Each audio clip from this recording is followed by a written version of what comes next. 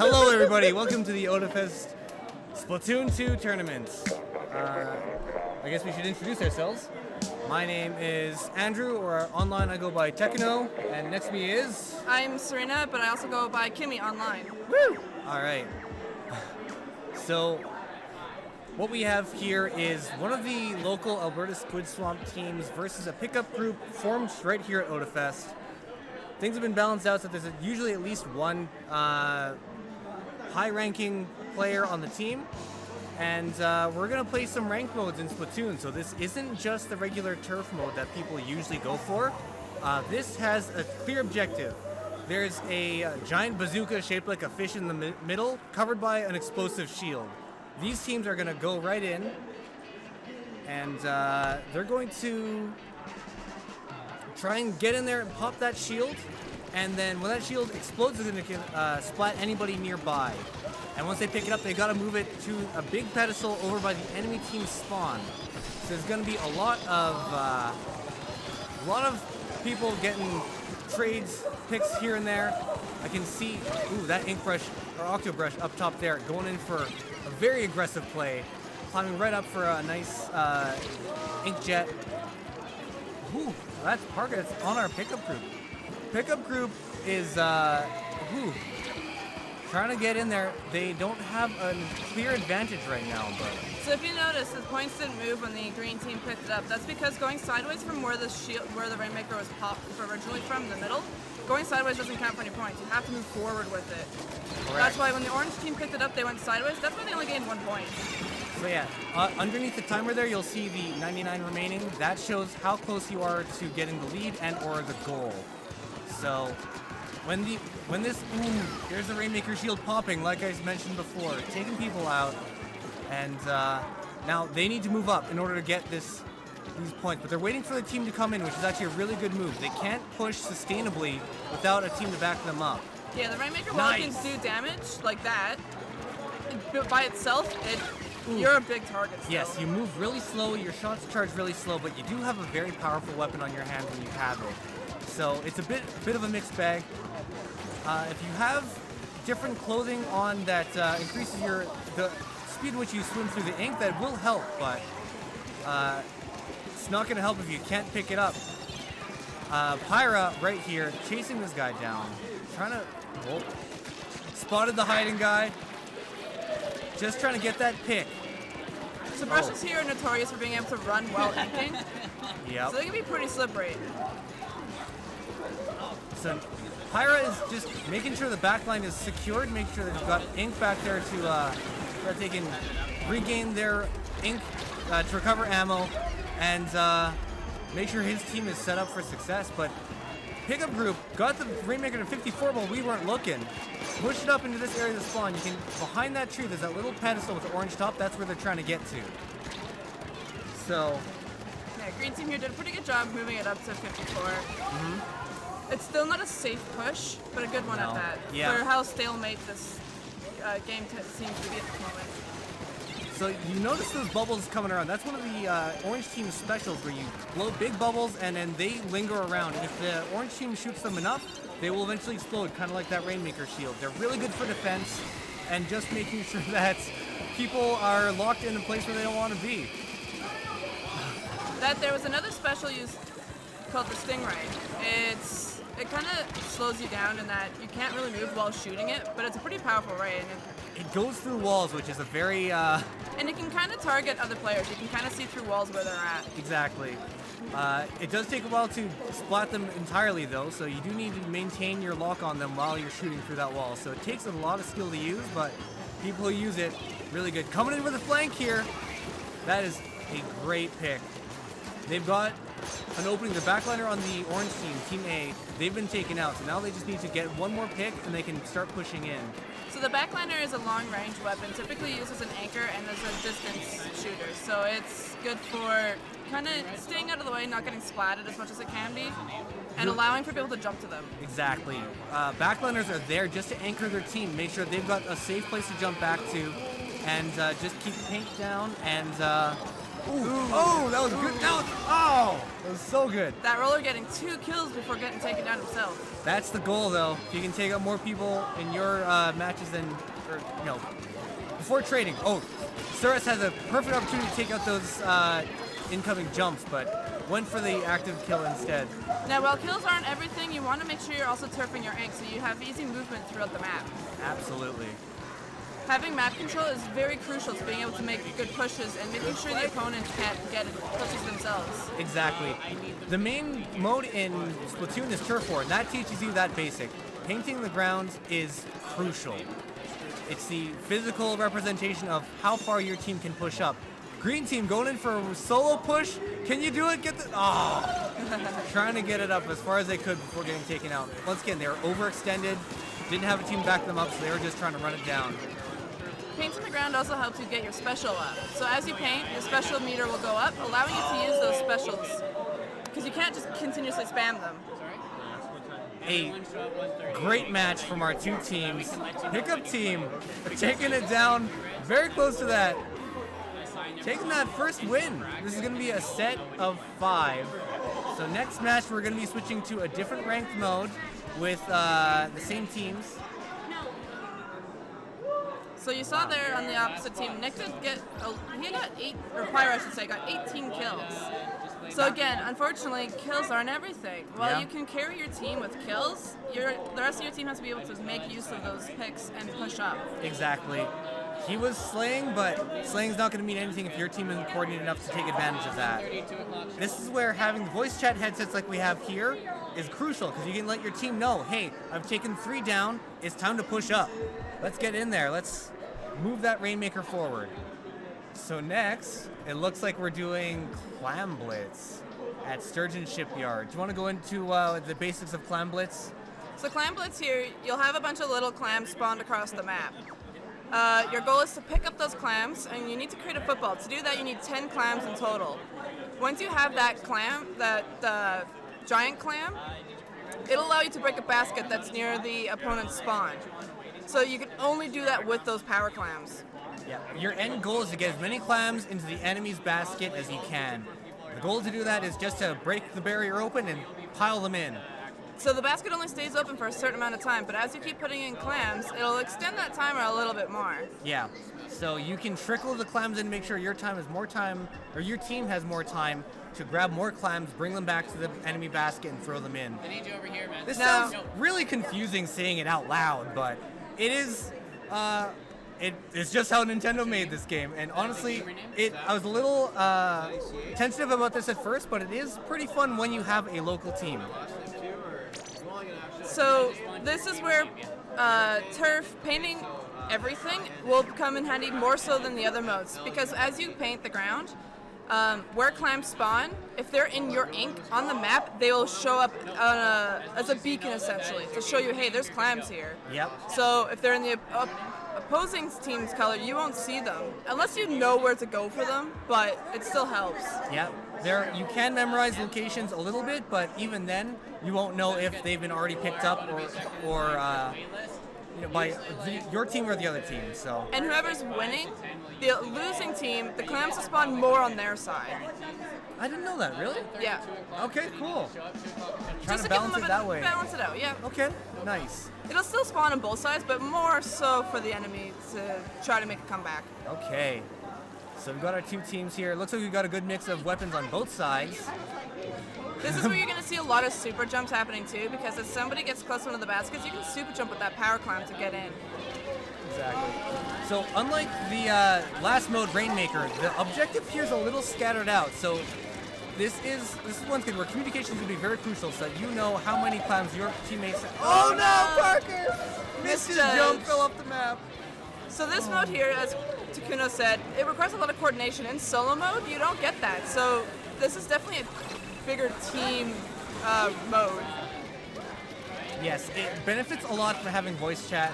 A lot of people use Discord to communicate if they are either in a team or just in a public, friendly group. Oh, here we go, breaking the barrier.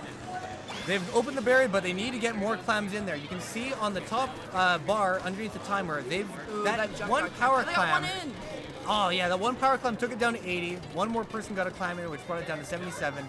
But they don't have ink, they can't push up. Yeah. And there's the pity climb. So each power climb is worth 20 points. Each single climb is worth 3 points. So now you see Orange Team here has a number underneath their 77, it's 11. That there is a Punisher. So that's, now they have to put in a full power climb. That will get them down still because a power climb is worth 20. Okay. So it's to even Purple's them out. going for a push here, though. They broke the barrier. Oh, their team got wiped out just as they broke the barrier, though. So there's not going to be any follow-up clams. The orange team now is going to get one of those clams that spawns from their barrier once it closes back up. But it's still not closed. Oh, there it is. All right, so.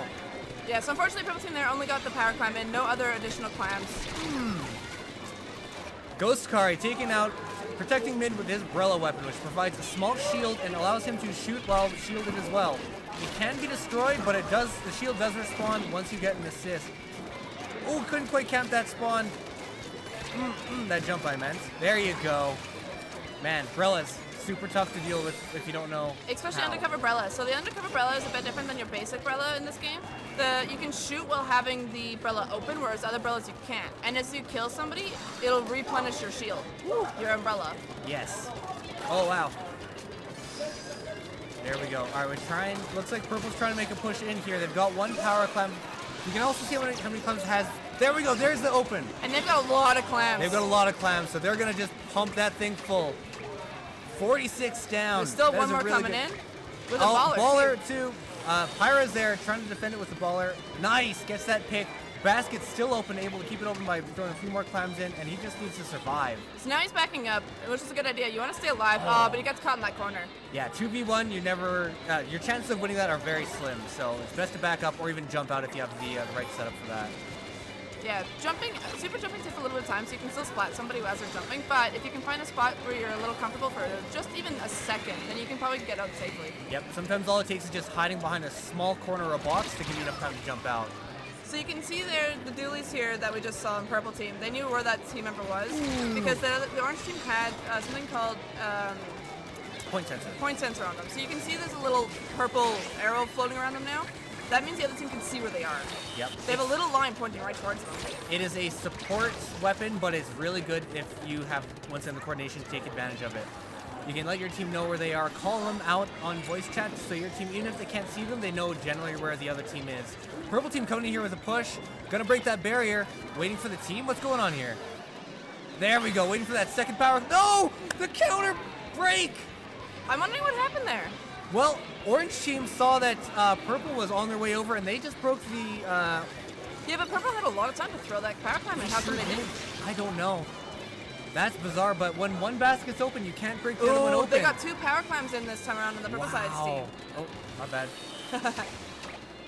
That is an impressive push. They have that is a big lead that the Orange team is going to have to do a and lot Purple's of still work. there. A lot of work to come back from this. We They just need need 2 more clams.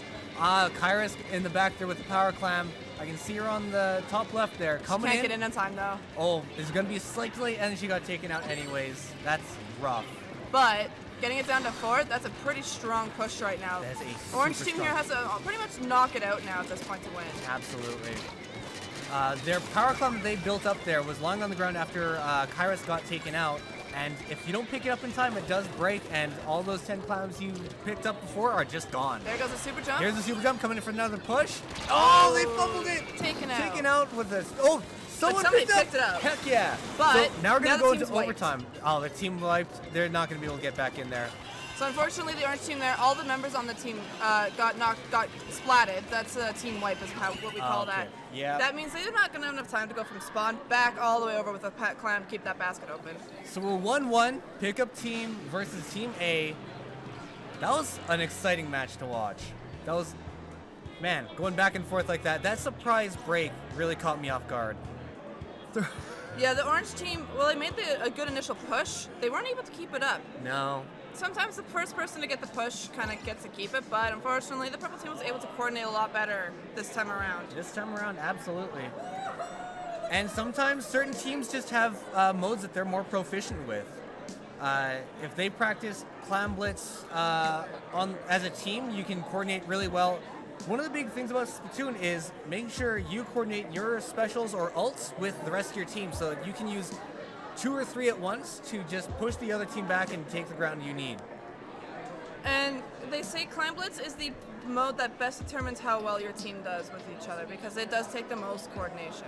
I would 100% agree with that. Alright, so next we're heading on to Splat Zones on Muscle Forge Fitness. So Splat Zones, it is similar to Turf Wars in the fact that you need to paint the ground in order to win. But instead of the entire map, you're restricted to a small rectangle that your team has to paint and maintain the paint on that small area until the timer runs out. So once again, rather than have the objective be the entire map, you're more centralized. You're going to see a lot of people pushing in and being aggressive where they can. And we will see that, I had the word in my head, Punisher's not the word. Wow, that was a blank. Well, there's a Super Smash Brothers tournament later today. How does the registration work for that? please talk to Brendan over there. So That number that when you stop and push. penalty. Thank you. I had a P word in my head and Punisher kept sticking there and I'm like, penalty is what I want, but that's not what I was getting. Yeah. So you will see penalties come up again in this so when a team loses control and it goes back to the opposing team's possession, there will be a penalty again on the opposite team. There is such thing as neutral in this, so a team can gain control, but if the other team paints enough, it'll put it back to neutral. That means the counter won't go down on the opposite team's points, but neither team will gain points at that time. Mm-hmm. So it's a good way to stop a push if you can, but it's also not going to fully stop it. You have to gain control again for yourself to get your timer to get going again. Absolutely.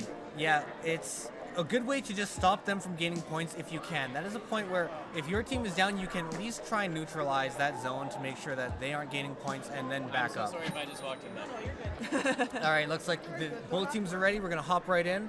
Rather than describing what's happening, we're going to see it in action. What was the gamer name you used?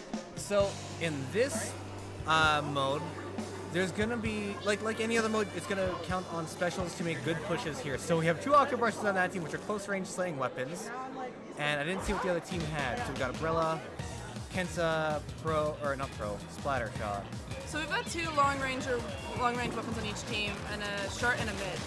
Yep. So the short range here, we've got the brush that'll be in your face trying to get you going. Not just in your face, but typically trying to sneak up from behind. Their game is to try and get behind and take out the backliners that are keeping that team anchored. But they're also not the best slayers, so you're running a lot. Yes, you are going to be zipping around with your brush to the ground, trying to just gain ground. The main advantage of the brush is mobility. Ooh! Nice trade in the middle there. And the flings are too, you don't see those very often. Not too often, honestly. So here we got the brush coming up on the left-hand side of our screen. He's going to be trying to come up and around. So, okay. Right now, Sherrifs is trying to come back in. Right, making a careful approach, looking at the situation before just hopping in to try and get picks. There you go, perfect opportunity. Saw the opportunity to take, I think that Ghost Kari out. Oh, nice 3! Can he find a 4th? Nope, they're all wiped out. They're all wiped. So now is the perfect time to just push up, paint the map, and make sure that you have control and keep the other team from getting even close to center. So that's a great push. That was awesome. So there you saw the special called missiles. So what that allows you to do is target onto the opposing team and send off a bunch of missiles. If you're targeting one person, it sends off 10. If you're targeting multiples, it lowers that number of people that you're targeting, or how many missiles you send to each target. Absolutely. And before you launch those missiles, you can see where the entire enemy team is as long as they're within your reticle. It says in a team setting, that is great because you can let the other team know what to expect where. So you can see there was 1 on spawn, 2 in mid. Absolutely. And while those missiles are going, it does show their marker too, so it does, once again, help buff your team, let them know where others are. So there you just saw him take out an opponent. They're using a special called Inkjet, and it leaves a little marker as to where you're going to land again, and that's what was just killed there. It's a camp. Yeah. Kairos backing up just to make sure they've got good enough distance that their frontliners can jump back in, protect them, and also have enough space to shoot the zone and get a nice pick in zone. One thing you'll notice that when you do splat somebody on the opposite team, they do explode into your color ink. So dying in that zone is bad for your team. Yeah. Now, green team, the bubbles were a little bit premature. They should have saved that special for later because they already had control of the zone. They didn't need to pop them or use them at all yet. Yeah. But sometimes if you're out of ink, it can be used just as a quick way to refill your ink tank instantly. Oh. Pyra coming in here, camping out one, and taking out somebody actively in their pit. Nice. This is what we call some sharking. Exactly. So, oh no. He's just, Pyra here just bullying the other team at this point. No, 6 seconds left on their timer. It looks like this is a pretty clear victory for them. That is it for Nice. the green team. They pulled it back from a bit bit from behind. Rough start in match 1 for Team A, but they definitely came back in match 2 and 3 here. There's a lot of picks that green got there, the green team, with 3 kills at a time from multiple players throughout the match. That there pushes the other team back a lot and allows you to make quite a bit of a stance. Absolutely. And we mentioned before that Splat zoned everything in this, but sometimes, in Splat zones in particular, your team can't paint the zone if they are heading back to spawn, so... Yeah, there's something in this game called spawn camping. So if you can get, depending on the maps, not all maps you can do this perfectly with, but some maps you can sit there and as they're coming from spawn, you just splat them again. That way they can't get much further than that. They can't get to objective. Absolutely. So if you're a bully, yes, unfortunately, if you can get your team up that far, it's very tough to push back from. You either have to take a separate route or just, once again, like anything else, build up your specials by painting the ground and push back using your specials. Force them out.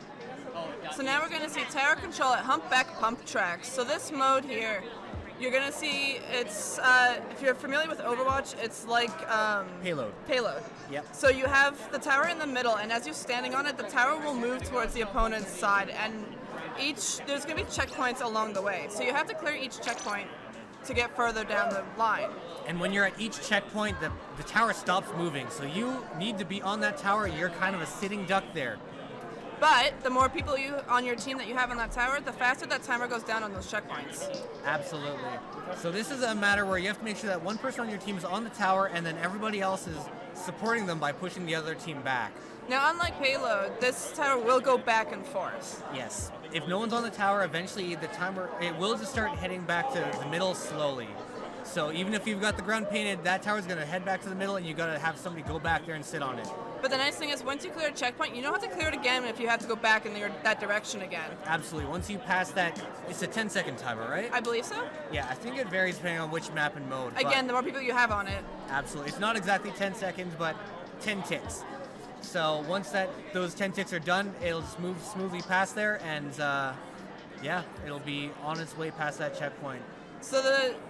So again, like most, you're trying to get the most amount of points, if not a knockout. So the farther you get the tower, the better. Absolutely. For this map, it's going to be a bit tricky. So Humpback Pump Track, you'll see momentarily, this one's very bumpy. There's a lot of ups and downs, valleys and stuff like that. So as the team gets further down, they're going to get to a point where the opposing team's going to have the high ground. Absolutely. So they're going to be able to try to get you. So if you can get past that small little low ground on the tower, that's a fairly good push. Absolutely. And unlike other shooters, these guns shoot lobs of ink, and those curves it's got fall off. So as that shot lowers down, it will get people on the other side of that. So here you're going to see that Stingray weapon most likely coming out again. a lot. Because you can target that tower a lot easier with a Stingray. Yeah, you know exactly where they're going to be because they got to be on that tower. So anything that can specifically target that tower and get people off is a good weapon. So now, you see that they stood on tower to take it back. Now, if you were to leave the tower alone and let it go back on its own, it's a slower path. It's slower travel back to the middle on its own. But if you stand on it, it'll go back to the middle faster. Absolutely. So you'll see on this map they've added some ink lines, which stem from this little black, orb that shoots out this ink line where you can swim in that line and just get a little bit of distance really quickly. You are visible when you're going through it, but it is good for just getting out of spawn and getting instant high ground. So this is so far a pretty good push. They got past that little low ground there. Absolutely. But not quite a safe push yet. Yeah. I think the safest push is if you get past the second checkpoint. Yes, once you're past the second checkpoint, you have a lot of ink on the ground already, and you can typically knock it up pretty easily. But in this case, the green team has a bunch of walls they can hide behind to make sure that they're safe, and depending on what weapon you have, you can sometimes just lob ink over that wall and get people on that tower. So here we see that Stingray I mentioned coming out again. Absolutely. Keeping the other team at bay. Even though they have the tower themselves, it's also a good weapon just to kind of like pressure people out of the way from that area. Absolutely. You don't want to be in the direct line of sight of that laser that shoots through walls, because that's just a bad time. Sometimes people do use it from the tower, as we saw there, but you move very slowly when that happens, and it leaves you very vulnerable. You need your team to back you up in that case. So just from what we saw on the map, that green team does have quite a bit of map control. They've got a lot of ink on the ground. They can make a lot of sneaky pushes now to gain more control, get a better lead going if they want, be a little bit more safe. On the top right of the screen, you can see Ghostkari and Pyra. They're both back there behind enemy walls, just getting picks. Oh wait, no, they got on this side now. Probably from that ink line. So here, green team just past checkpoint 2. Once you get up on this little edge here, I feel like it's a pretty solid push now. It seems like a pretty solid push. Pyra's just there trying to camp out people, trying to get out from that ink line. And now they're past that last checkpoint. Here's the dunk and knockout. So that is a KO. They made it to the last point. That means that the game is over. Pretty clean push. I feel like by the time we were finished explaining things, it was already done. So good coordination on Team A's green team's part, keeping the enemy at bay, and once again, Pyra just slaying.